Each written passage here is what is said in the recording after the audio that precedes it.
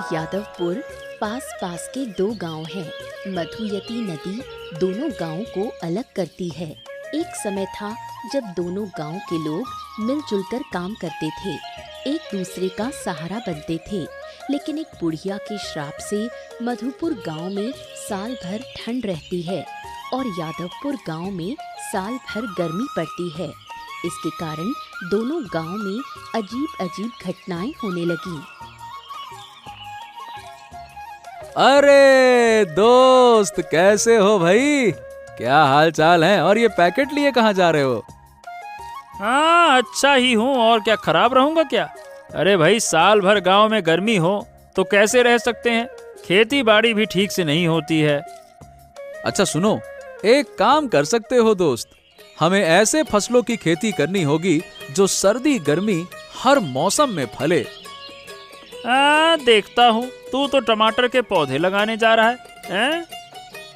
हाँ और क्या। अरे मैंने सोचा सर्दी में टमाटर की पैदावार अच्छी होती है तो टमाटर लगाकर देखता हूँ, शायद पैदावार अच्छी हो जाए तो मजा आ जाएगा। क्यों?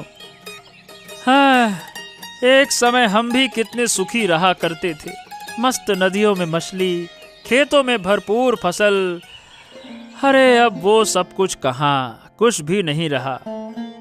अरे मित्र, काश वो दिन फिर लौट आते तो कितना अच्छा होता। और नहीं तो क्या, बुढ़िया के श्राप से ही तो ऐसा हुआ है। लेकिन ये बताओ, बुढ़िया का घर तो यादवपुर में है, फिर उसने श्राप मधुपुर को क्यों दिया? अपने गांव को श्राप क्यों दिया, ये समझ नहीं आया। अरे बात ये है कि बुढ़िया की बेटी ने मधुपुर गांव के रमेश बाबू के भाई से शादी कर ली थी। अब रमेश बाबू ने वो शादी कभी मानी नहीं और इधर यादवपुर का रतन मियाँ रमेश के कहने पर बुढ़िया की बेटी को मार देता है। तो क्या है कि बुढ़िया की बेटी जब मरती है तो वो किसी की पत्नी थी। किसकी? रमेश बाबू के बेटे की। तो रमेश बाबू का बेटा भी आत्महत्या कर लेता है। तभी से एक गांव में ठंड और एक गांव में भीषण गर्मी पड़ती है। बस सिर्फ वही बुढ़िया इस श्राप से दोनों गांवों को मुक्त कर सकती है। ओ, तो हमें बुढ़िया के पास जाकर विनती करनी चाहिए ताकि वो इस श्राप से सबको मुक्त कर दे। हलवा है क्या? मुझको नहीं लगता कि हमारी विनती का उस पर कोई असर पड़ेगा। अरे बहुत जिद्दी है, जिद्दी। अगर उसने श्राप नहीं हटाया तो जब तक दुनिया रहेगी ये दोनों गांव का यही हाल रहने वाला है। अरे ये हाल वो हाल छोड़ो, चलो दोस्त, मैं जाता हूँ खेत में, धूप चढ़ गई तो पौधे लगा नहीं पाऊंगा। चलो भाई, राम राम।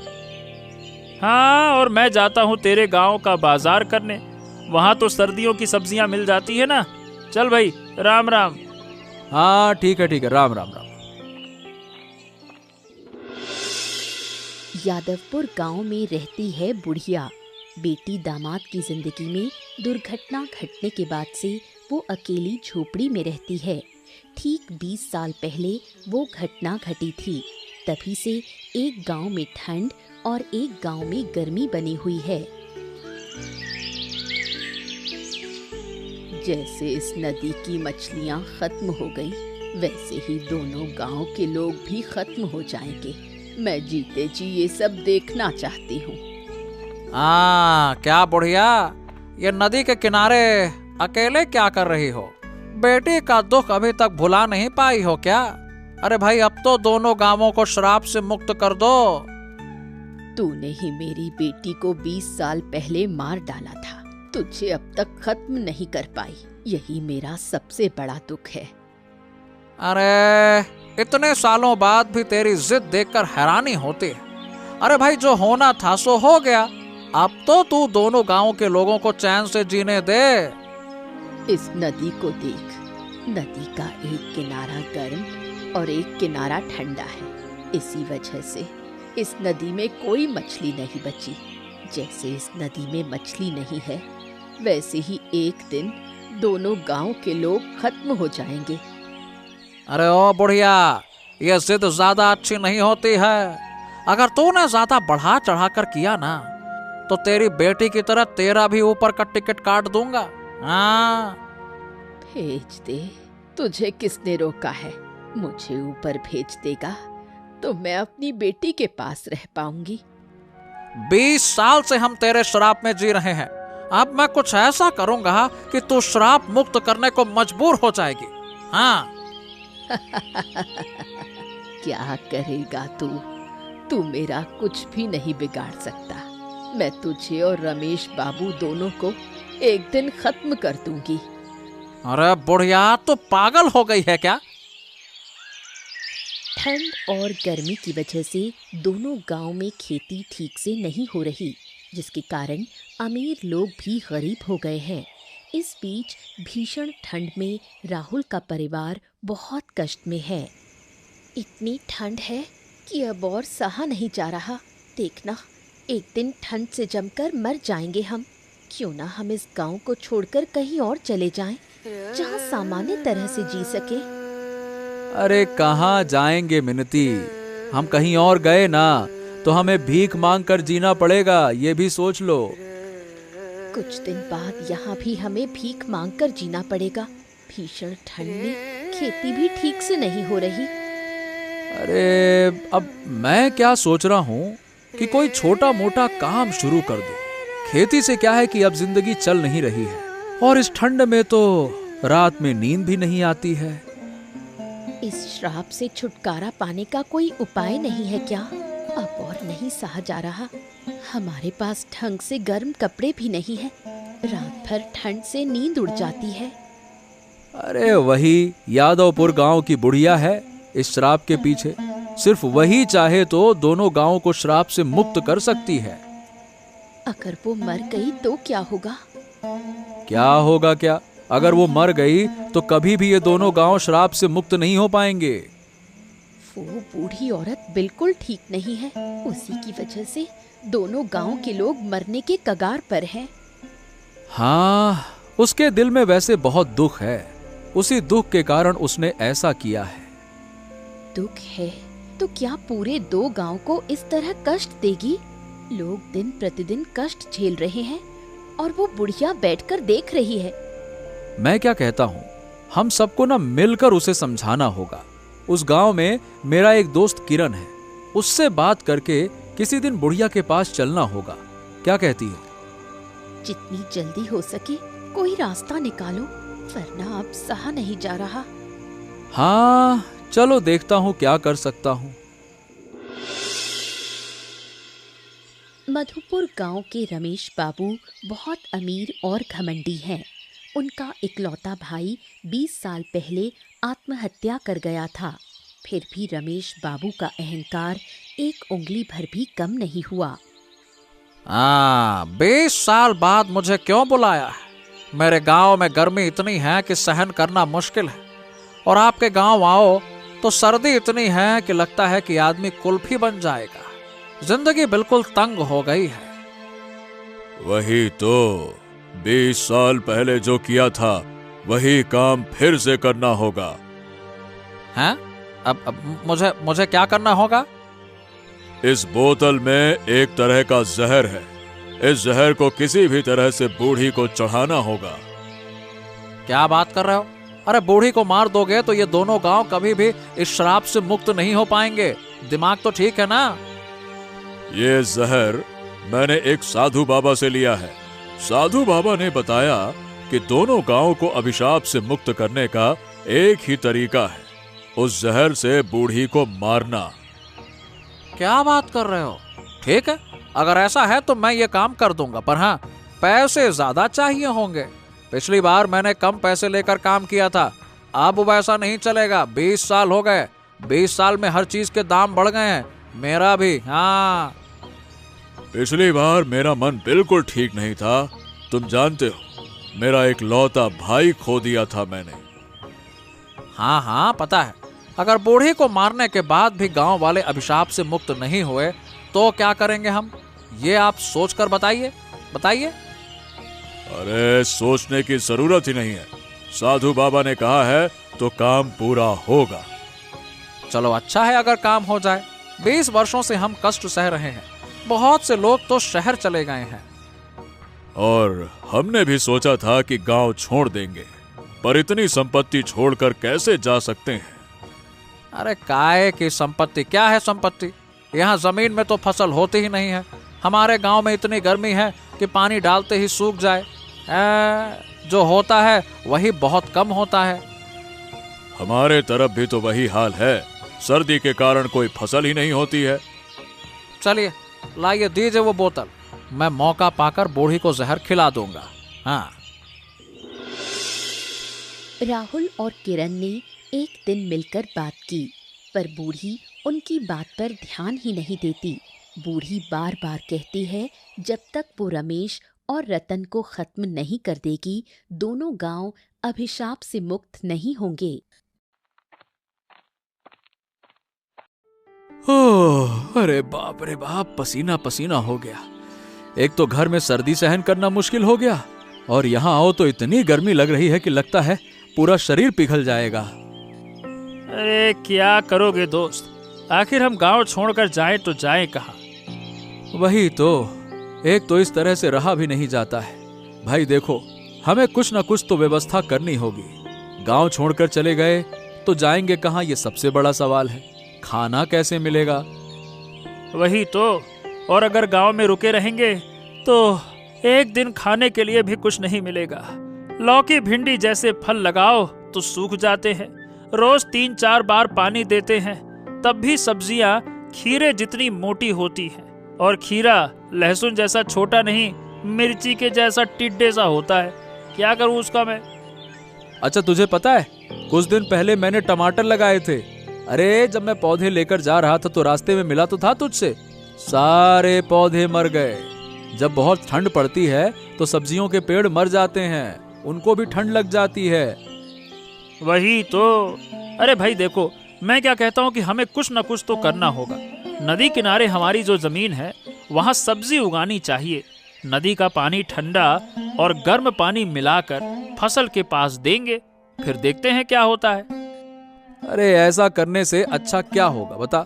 इतनी मेहनत करेंगे, क्या होगा? क्या हम ऐसा कर पाएंगे बता? अच्छा अभी यार, कर पाए ना कर पाए, लेकिन जीने के लिए करना तो पड़ेगा। अच्छा ये बता, ये बूढ़ी इतना जिद क्यों करती है? मतलब हमने कितना समझाया पर वो मानती क्यों नहीं है? अरे सच कहूं तो बूढ़ी को दोष देना मुश्किल है। बूढ़ी की जगह खुद को रखकर देखो एक बार, वो अपनी बेटी की हत्या का बदला चाहती है। ओहो, जब इतने वर्षों में हत्यारे को सजा नहीं मिली तो लगता नहीं है कि आगे मिलेगी। वही तो, हम भी यही सोचते हैं। हाँ, अब तो लगता है कि शायद हम कभी अभिशाप से मुक्ति नहीं हो पाएंगे। कुछ ही दिनों में कई दिन बीत गए। रतन मौका तलाश रहा है कि बूढ़ी को जहर देकर मार दे। दूसरी ओर बूढ़ी अपनी बेटी के हत्यारे का हिसाब करने को आतुर है। अरे बूढ़ी, मुझे भी खाना दोगे क्या? तू फिर आ गया। इस बार मैं तुझे ही खत्म कर दूंगी। तेरी मौत का समय आ गया है, मौत के लिए तैयार हो जा। अरे तो फिर से बकवास कर रही है। सच कहूँ तो उम्र हो गई है, दिमाग ठीक नहीं रहता तेरा।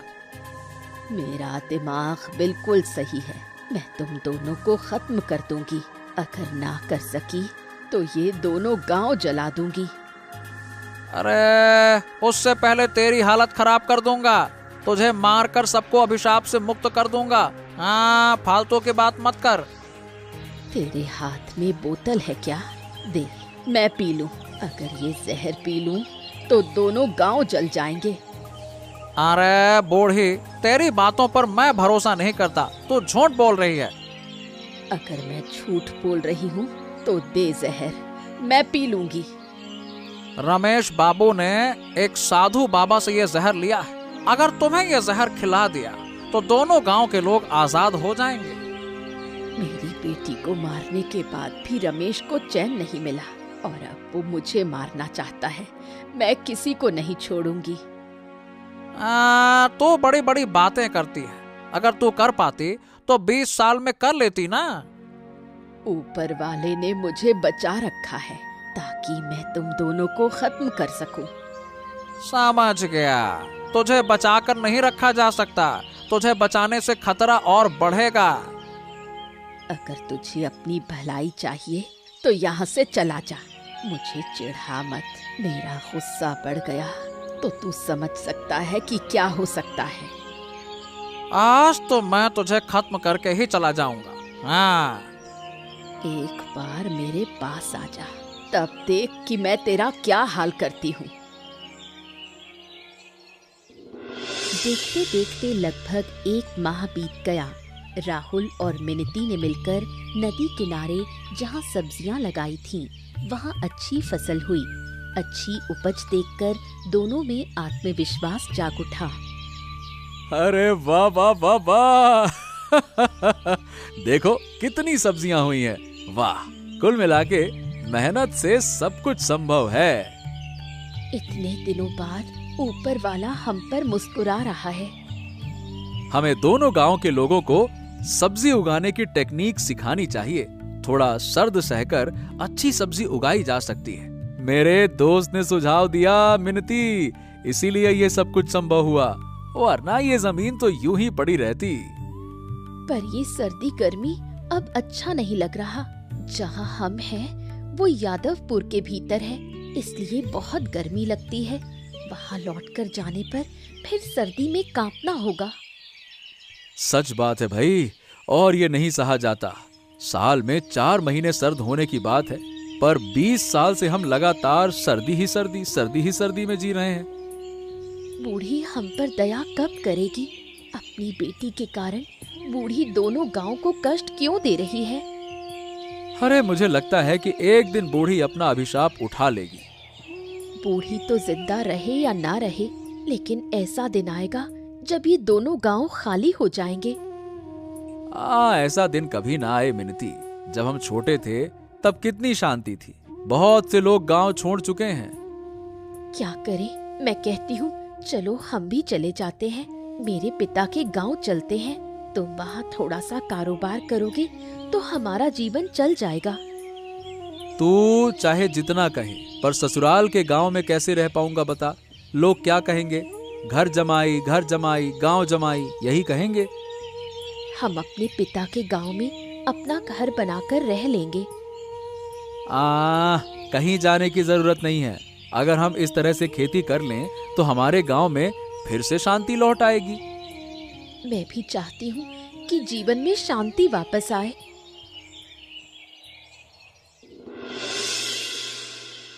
ओहो, तेरा ये हाल कैसे हुआ? अरे मैंने तो कहा था कि बूढ़ी को खत्म कर दे, तू ना कर सका, उल्टा अपना ही चेहरा जला लिया तूने। अरे मुझे लगा कि काम आसान होगा, पर नहीं। बूढ़ी तो किसी देवी के समान शक्ति रखती है। उसने बोतल मुझसे छीन ली, मैं उसे रोक ही नहीं पाया। हो तो फिर तू एक और बार कोशिश करेगा, समझा? नहीं, मैं अब कोई कोशिश नहीं करना चाहता। बोलते हुए भी दर्द कर रहा है। मेरे चेहरे की हालत दिख रही है। अगर मैं फिर से बूढ़े के पास जाऊंगा तो लगता है कि इस बार जिंदा ही नहीं लौटूंगा। मैं पैसे बढ़ा कर दूंगा, पहले आधा दूंगा। अब बता, सोच कर बता, करेगा या नहीं करेगा? ठीक है, पहले मुझे 50,000 चाहिए। दिए तुझे 50,000 दिए, पर काम न हुआ तो पैसे वापस करने होंगे। हाँ, ठीक है, पैसे वापस कर दूंगा। अब मुझे जहर की बोतल दे दो, लाओ। अब अच्छे से सुन, इस बार बोतल में कुछ और है, मतलब तरीका बदल गया है। साधु बाबा ने जो बोतल दी थी उसमें हवा भरी है। बूढ़ी की नाक के पास ले जाकर बोतल खोल देने से वो मर जाएगी, पर सावधान रहना, किसी भी तरह हवा तेरी नाक में ना जाए। अरे ये तो पिछली बार से भी ज्यादा कठिन है। कठिन तो है, पर असरदार भी है। इस तरह बूढ़ी को मारना आसान होगा। हाँ ठीक है, अब मैं बिल्कुल ठीक ठाक से काम करूंगा। लाइए बोतल दीजिए। वो बोतल तो मेरे पास नहीं है। जिसे बूढ़ी को खत्म करना है उसे सीधे साधु बाबा से बोतल लेनी होगी। ओहो, अब ये साधु बाबा कहाँ रहते हैं? मुझे तो नहीं पता। हमारे गांव के बिल्कुल उत्तर में एक जंगल है। जंगल में एक अकेला बरगद का पेड़ है। साधु बाबा उसी बरगद के पेड़ के नीचे बैठते हैं। तुम्हें वहां जाना होगा। हाँ ठीक है, चलो मैं साधु बाबा के पास जाने के लिए निकलता हूँ। हाँ ठीक है, जा।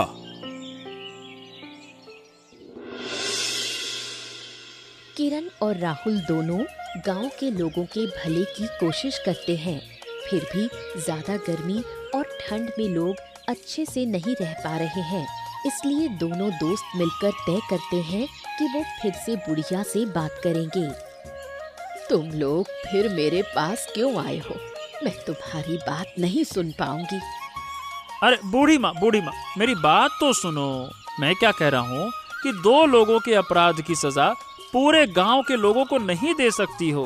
मधुपुर गांव में भयंकर ठंड से बूढ़े और बच्चे मर रहे हैं, खाना पीना उनको कुछ मिल नहीं रहा, फसल हो नहीं रही। हमारे गांव में भयंकर गर्मी से बूढ़े बच्चे मर रहे हैं, फसल नहीं हो रही। दोनों गांव की हालत एक जैसी है। जब मेरी बेटी को बेरहमी से मार दिया गया था, तब कोई उसे बचाने नहीं आया, कोई मुझे सांत्वना देने नहीं आया। मेरे दर्द को समझने की ताकत तुम में नहीं थी। अगर होती तो बार बार मेरे पास नहीं आते। बूढ़ी माँ, तो क्या हम कभी मुक्त नहीं हो पाएंगे? इस बार सोच रही हूँ दोनों गांव को श्राप मुक्त कर दूं, मगर मेरा कुछ काम है, वो पूरा कर पाओगे तो ही श्राप मुक्त करूंगी। हाँ चलो, कम से कम एक उम्मीद तो दिखाई दी। तुम्हारी बातें सुनकर हमें भरोसा हुआ।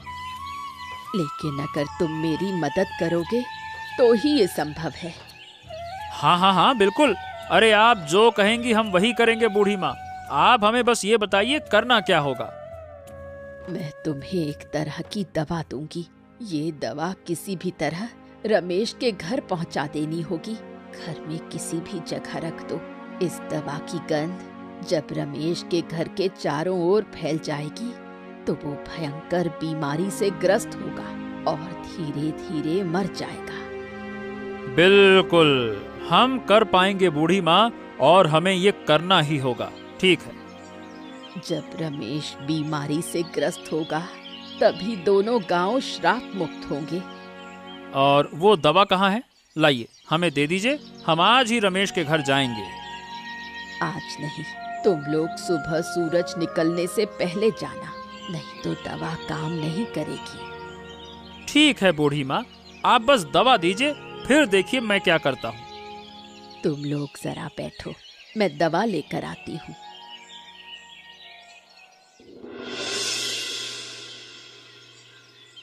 रतन रमेश के कहने पर साधु बाबा के पास से वो बोतल ले आता है। हाँ बुढ़िया, अच्छा हुआ आज ये रास्ते में ही मिल गई। इसे तो आज मैं खत्म कर दूंगा। और अच्छा हुआ कि मैंने बोतल जेब में रख ली है। सुबह सुबह इस मनहूस का मुंह देखना पड़ा। पता होता तो इधर नहीं आती। ओ बुढ़िया, ओ कहाँ अकेली अकेली क्या बड़बड़ा रही हो? उस दिन मेरे मुंह का क्या हाल किया था तुमने? देखो देखो, पूरा मुंह जल गया मेरा। अच्छा किया, धीरे धीरे तेरा पूरा शरीर जलकर राख हो जाएगा। मेरी बेटी के कत्ल का बदला लेने के लिए मुझे 20 साल इंतजार करना पड़ा। ओ बुढ़िया, तुम्हारी जिद की वजह से 2 गांव के लोग शांति से नहीं जी पा रहे हैं। शांति आएगी, लेकिन वो शांति तू और रमेश नहीं भोग पाओगे। बुढ़िया, अब तुम्हारी बातों पर मुझे विश्वास नहीं है।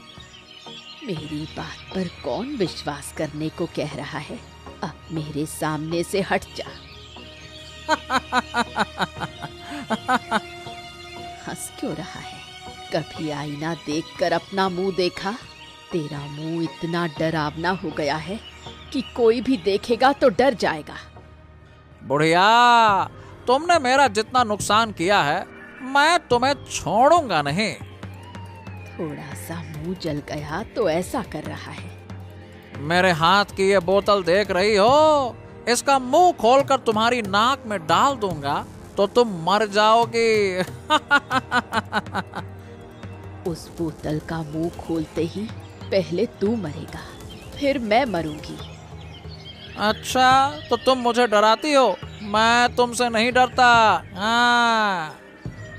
पिछली बार भी मुझे जहर खिलाने आया था और खुद मुसीबत में पड़ा था।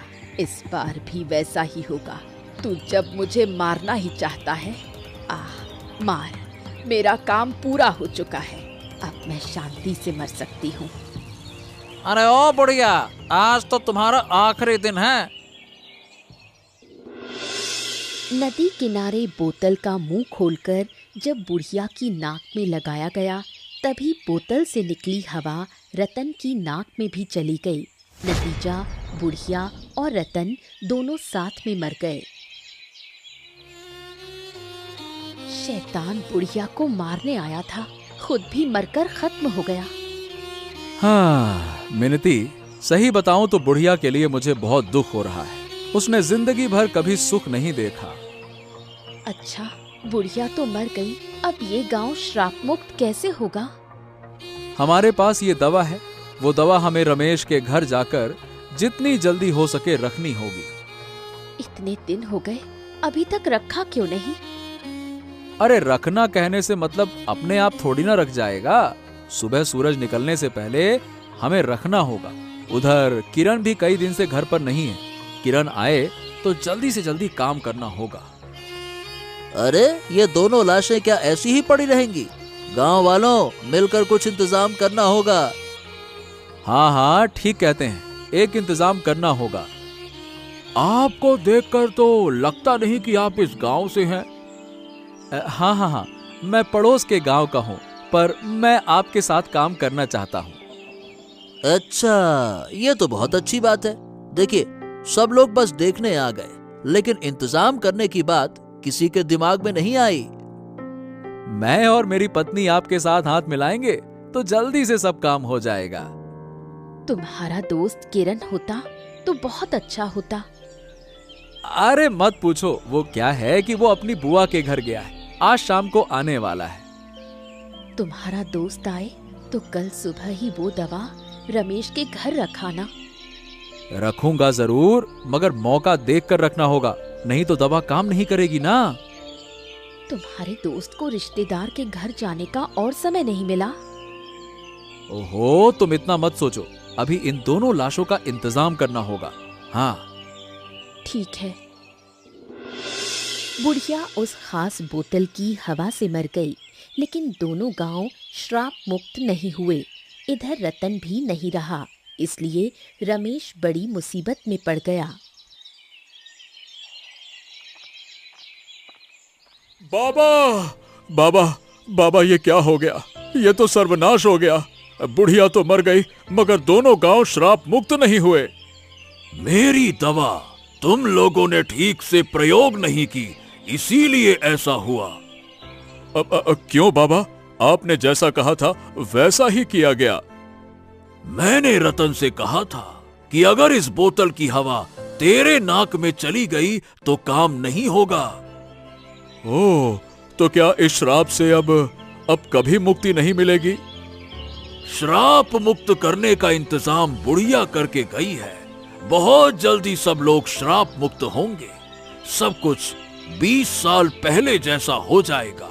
नदी का पानी मिल जाएगा। दोनों गांव के लोग मिलकर काम करेंगे। अरे वाह, ये तो बहुत सुखद समाचार है बाबा। हाँ, मगर तू इस आनंद को नहीं भोग पाएगा। जब सब लोग सुख में रहेंगे तब तू इस दुनिया से बहुत दूर होगा। बाबा, आपकी बात मैं कुछ समझ नहीं पा रहा। बुढ़िया ने ऐसा इंतजाम किया है कि अगर वो काम हुआ तो तू मर जाएगा। क्या? नहीं नहीं नहीं नहीं नहीं, ये नहीं हो सकता। फिर श्राप मुक्त होने की कोई जरूरत नहीं है। बुढ़िया ने क्या इंतजाम किया है बाबा, बताइए। एक तरह की दवा उसने दोनों गांव में से किसी एक आदमी को दी है। वो दवा तेरे घर में रखी जाएगी और कुछ दिनों बाद तू मर जाएगा। किसे दी है? और वो आदमी है या औरत? वो आदमी है। ओह, तो दोनों गांव के हर आदमी को मैं पकड़ पकड़ के मार डालूंगा। ऐसा करके तू अपनी ही मुसीबत बढ़ाएगा। जो होना है उसे स्वीकार कर ले। हाँ, नहीं नहीं नहीं नहीं, मैं कुछ भी स्वीकार नहीं करूंगा। मैं नहीं मर सकता। ये सब कुछ नहीं होता अगर 20 साल पहले तू अपने भाई की शादी उस बुढ़िया की बेटी से जो हुई थी, अगर वो शादी मान लेता तो। बाबा, बहुत बहुत धन्यवाद आपके ज्ञान का। चलिए अब मैं चलता हूँ, बहुत देर हो रही है। देखते देखते कई दिन बीत गए। उधर किरण की कोई खबर नहीं। राहुल ने तय किया कि अगर किरण रिश्तेदारों के घर से लौटने में देर करता है तो वो खुद रमेश के घर जाकर दवा रखाएगा। बहुत देर कर दी तूने। भूल गया क्या कि बुढ़िया ने तुझे क्या जिम्मेदारी दी थी? आप कौन हैं बाबा, और बुढ़िया ने क्या जिम्मेदारी दी थी, ये आपको कैसे पता? मुझे सब पता है। बुढ़िया की सारी खबरें मुझे रहती थी। तेरे पास जो दवा है, अगर कल सूरज उगने से पहले रमेश के घर नहीं रखी गई तो इस दवा का कभी असर नहीं होगा। क्या?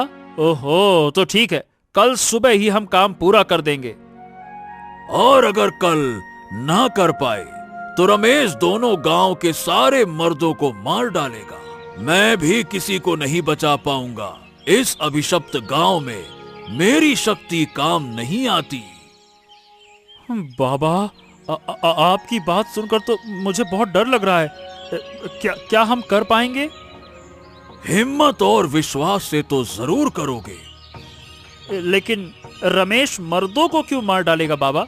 अचानक इतना भयानक फैसला क्यों? मैंने कहा था कि दोनों गांवों के किसी 2 मर्दों के पास वो दवा है। ओहो, आपने क्यों कहा बाबा? अगर आप ना बताते तो उसे पता ही नहीं चलता। अब आपकी बात सुनकर लगता है कि आप मदद करना चाहते हैं या हमें नुकसान करना चाहते हैं। कोई मुझसे कुछ पूछेगा तो बताना मेरा धर्म है। किसके पास दवा है ये तो मुझे पता था, पर रमेश को नहीं बताया मैंने।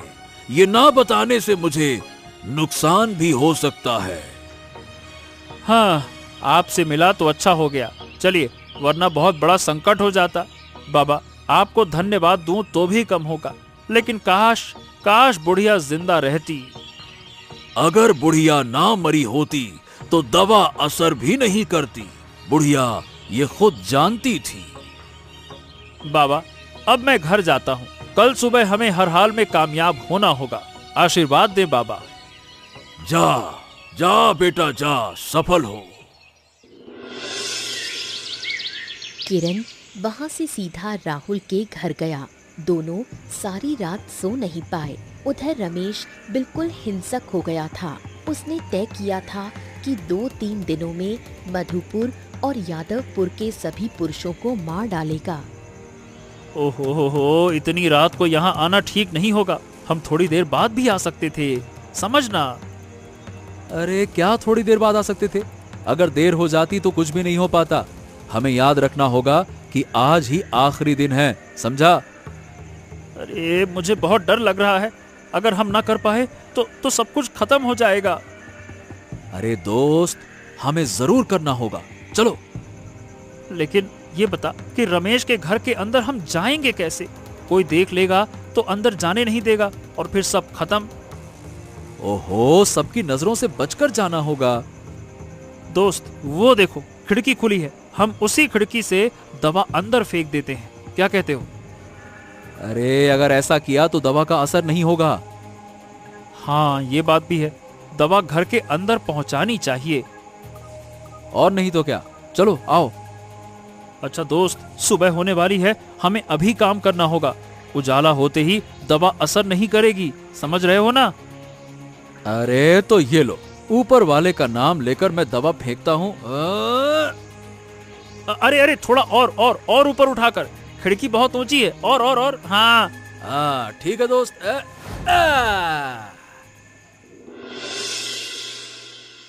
खिड़की से दवा डालने के 2 दिन बाद रमेश बीमार होकर मर जाता है। फिर दोनों गांव अभिशाप से मुक्त हो जाते हैं। देखते देखते 1 महीना बीत गया। दोनों गांव के जीवन में शांति लौट आई। जो लोग गांव छोड़कर चले गए थे वो भी वापस आ गए।